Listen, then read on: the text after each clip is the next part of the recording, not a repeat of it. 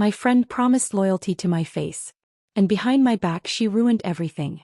I said nothing. When the truth finally came out, she looked at me. But this time I didn't even look back. Sunday mornings always looked the same. Outside St. Andrew's Church, white folding chairs would be lined up. Women carried casserole dishes inside, and men stood in the parking lot arguing about politics over coffee cups. Like every week I arrived carrying blueberry muffins and Emma was already there. She was always there before me. "You're late," she said with a smile. "Only 3 minutes. You're never late." There was a slight sting in that sentence, but everyone there loved Emma. She was the vice president of the PTA, organized church fundraisers and remembered everyone's birthdays. If anyone needed an example of the perfect suburban woman, it was Emma. And if anyone needed an example of a quiet, slightly reserved, maybe awkward woman, that would have been me. I placed the tray on the table when Margaret leaned closer and quietly said, "You look different." I laughed softly. "Do I?" "Yeah." She looked directly into my eyes. "Happier." I didn't answer. Because happiness isn't always a good thing. Sometimes it's just another name for the end of fear. That afternoon book club was at my house. 12 women sat in my living room drinking lemon tea and discussing a novel that probably none of them had actually finished. Emma stood against my kitchen counter. "You finally opened the guest room?" she asked casually. My hand froze for a second. "Yeah." "Why?" "Just wondering. It used to always stay locked." I smiled and pushed the sugar bowl toward her. "Here, put some in your tea." She didn't add any sugar. She just kept looking at me. These are the moments people remember later and say the signs were always there. But the truth is, signs are rarely obvious.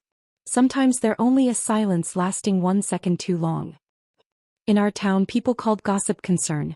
When I went grocery shopping, people treated me a little too gently. When I walked down the sidewalk, 2 women would suddenly stop talking.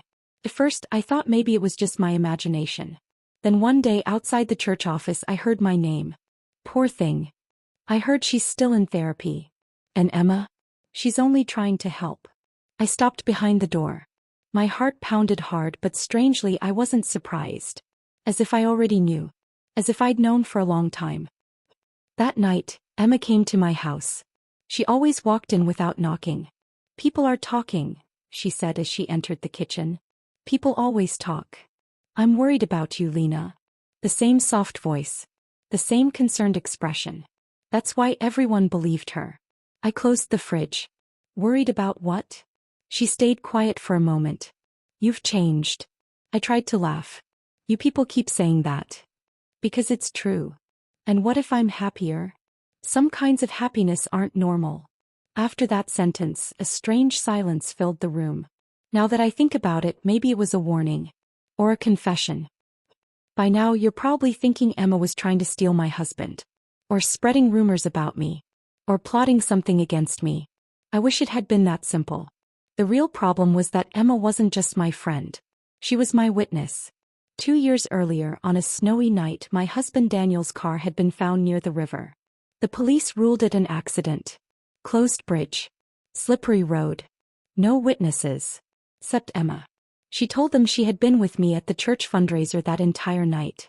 She told the police I'd been surrounded by people for hours. And everyone believed her. Because Emma never looked like someone who could lie. The truth was, that night I was home. And Daniel was alive. At least until he grabbed my arm so hard that bruises remained the next morning. It wasn't the first time. Just the last. I pushed him. He fell. His head struck the corner of the fireplace. And then, silence.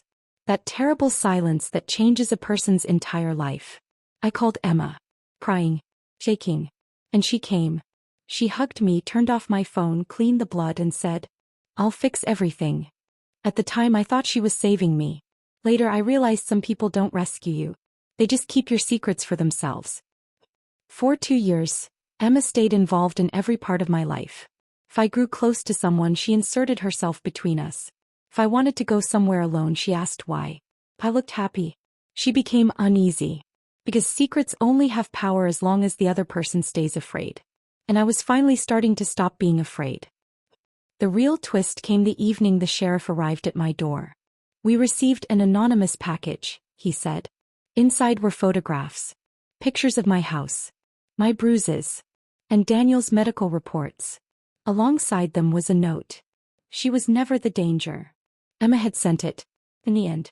Maybe out of guilt. Maybe out of revenge. To this day I still don't know. But for the first time the entire truth came out. People avoided my eyes.